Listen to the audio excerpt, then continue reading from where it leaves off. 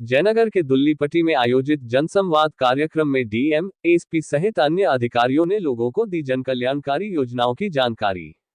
जनता की समस्या को सुनना व निष्पादन करना ही जनसंवाद का लक्ष्य। डीएम मधुबनी जिला के जयनगर प्रखंड के दुल्लीपट्टी पंचायत के कस्तूरबा मध्य विद्यालय परिसर में बुधवार को आयोजित जनसंवाद कार्यक्रम में पदाधिकारियों ने सरकार द्वारा संचालित जन कल्याणकारी योजनाओं की विस्तार से जानकारी दी। वहीं जनसंवाद कार्यक्रम में दुल्लीपट्टी, बरही एवं बैराई पंचायत के ग्रामीणों और जनप्रतिनिधियों ने पदाधिकारियों को अपनी समस्याओं से अवगत कराया। साथ ही उन लोगों ने इन समस्याओं के निदान के संबंध में कई महत्वपूर्ण सुझाव भी दिए। जनसंवाद कार्यक्रम की अध्यक्षता एसडीओ वीरेंद्र कुमार और मंच संचालन बीडीओ राजीव रंजन ने किया। इस कार्यक्रम का विधिवत शुभारंभ DM Arvind Kumar, SP Sushil Kumar, DDC Vishal Raj, civil surgeon doctor Naresh Kumar Bhimsaria, SDO Virendra Kumar, SDPO Viplav Kumar, भूमि सुधार उप समाहर्ता सुश्री तनुजा, प्रशिक्षु डीएसपी सह थानाध्यक्ष आशुतोष रंजन ने संयुक्त रूप से दीप प्रज्वलित कर किया। डीएम ने सरकार द्वारा संचालित जन कल्याणकारी योजनाओं की विस्तार से जानकारी दी। उन्होंने बताया कि जन कल्याणकारी योजनाओं का लाभ सभी जरूरतमंद लोगों तक पहुंचाना सरकार की सर्वोच्च प्राथमिकता है। वहीं जनसंवाद कार्यक्रम में शामिल ग्रामीणों एवं जनप्रतिनिधियों ने भी पदाधिकारियों को पंचायत की समस्याओं से अवगत कराया। साथ ही इन समस्याओं के समाधान के लिए कई महत्वपूर्ण सुझाव भी दिए। डीएम ने उनकी समस्याओं को गंभीरता से सुना और उसके निदान का आश्वासन दिया। एसपी सुशील कुमार ने अपने संबोधन में कहा कि महिलाओं की सुरक्षा हेतु प्रत्येक थाना में महिला सहायता केंद्र स्थापित किया गया है। 112 नंबर डायल कर आपातकालीन सेवा प्राप्त कर सकते हैं। 12 से 15 मिनट के अंदर आप तक पुलिस सेवा पहुंचेगी। 1930 पर डायल कर साइबर फ्रॉड की शिकायत दर्ज कराएं। सड़क सुरक्षा नियमों का पालन करें, हेलमेट पहने।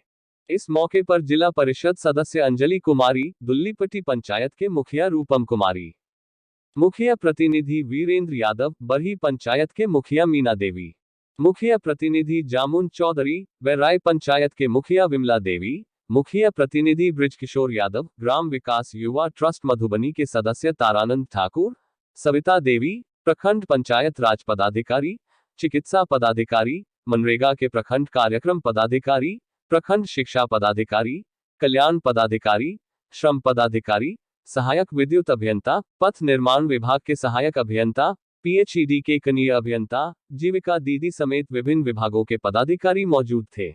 जो विभाग की योजनाओं के बारे में मैंने देखा वो कम जानकारी रहती है, तो मैं श्रम संसाधन विभाग की एक दो स्कीम के बारे में बात करूंगा।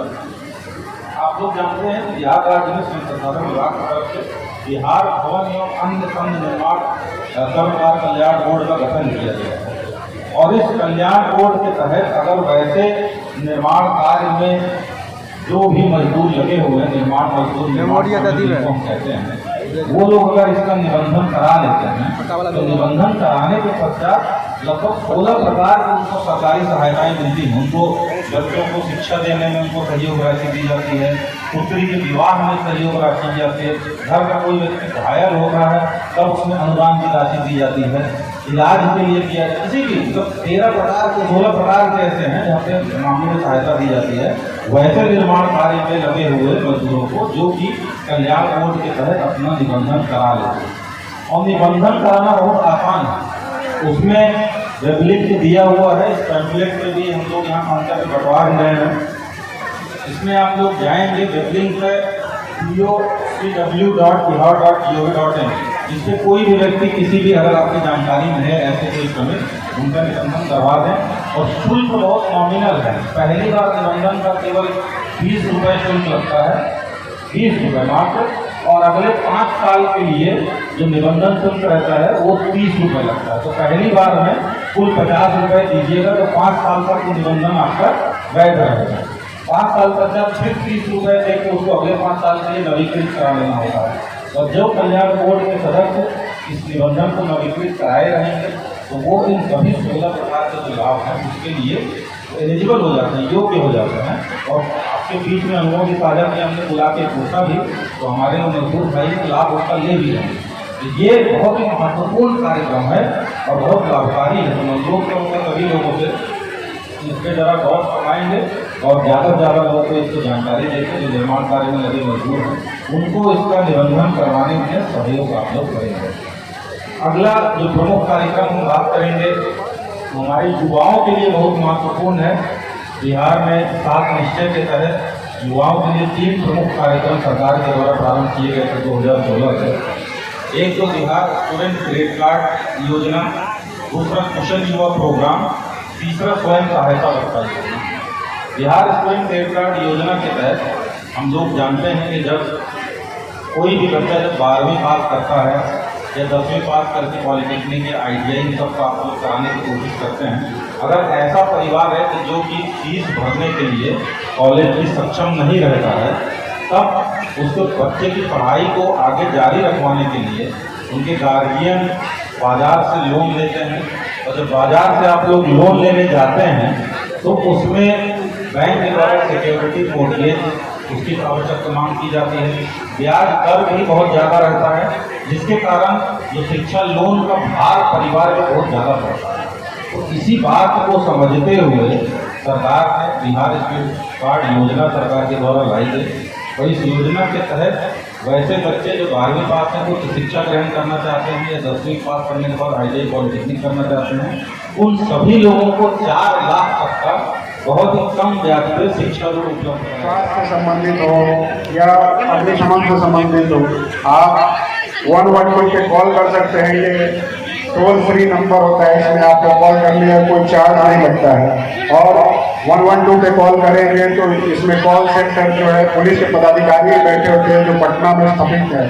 और वहाँ से जो संबंधित जहाँ से भी लोग कंप्लेन करते हैं संबंधित थाने को या संबंधित डायल 112 की गाड़ी को कॉल जाता है और वो आपके पास एक समय निश्चित समय सीमा के अंदर में आपके पास पहुँचते हैं। हम लोग का उद्देश्य है कि जितनी जल्दी जब भी कोई आपातकालीन कॉल है लोगों का, चाहे वो पुलिस से संबंधित हो, झगड़ा लड़ाई या कुछ भी हो जाता है, तो लोग कॉल करते हैं, थाना को कॉल करते हैं। थाना को कभी कभी समय लगता है पहुँचने में, क्योंकि वो अन्य कामों में भी हो सकता है कि वो बिजी हो। तो उसी के लिए एक लोग में अभी जैसे कि हम लोगों ने मधुबनी जिला में 112 देता है, अभी तक 12 मिनट के अंदर में कॉल आने के 12 मिनट के अंदर में पहुंच जाते हैं, लोगों की समस्याओं का निदान कर लेते हैं। लेकिन हमारा जो लक्ष्य है आगे दूसरे चरण में उसको 5 मिनट के अंदर में पहुंचने का, जैसे ही आपका कॉल है चाहे कोई भी आपातकालीन स्थिति हो, हम लोग 5 मिनट के अंदर में आपके पास पहुँच पाएँ और आपको सहायता प्रदान करता है। तो मेरा क्योंकि हम लोगों ने अनुभव किया है कि ज़्यादातर लोगों को इसके बारे में नहीं पता है, तो मैं आप लोगों से अनुरोध करूँगा यहाँ पे जितने लोग हैं कि सभी लोगों को बताएं 112 के बारे में, डायल 112 के बारे में, और अपने गांव में जाएं, अपने मोहल्लों में जाएं, अपने पंचायत में सभी लोगों को बताएं ताकि ज़्यादा से ज़्यादा लोग इसका लाभ उठा पाएँ। जो दूसरी सेवा सरकार के द्वारा चलाई गई है जो पुलिस से संबंधित है वो है महिला सहायता केंद्र, महिला हेल्प डेस्क। महिला हेल्प डेस्क जो है मधुबनी जिला में 40 थाने हैं, 40 थाना के सभी थानों में महिला सहायता केंद्र की स्थापना की गई है।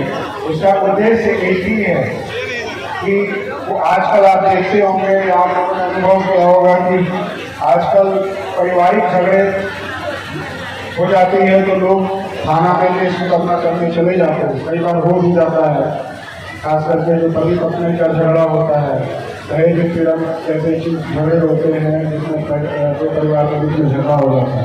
तो उसमें मैंने देखा है, महसूस किया है कि महिलाएं या पुरुष जो भी हैं चले जाते हैं, केस कर देते हैं, लेकिन बाद में उन्हीं को पछतावा होता है कि अपने परिवार के बीच में हम लोगों ने केस मुकदमा कर दिया।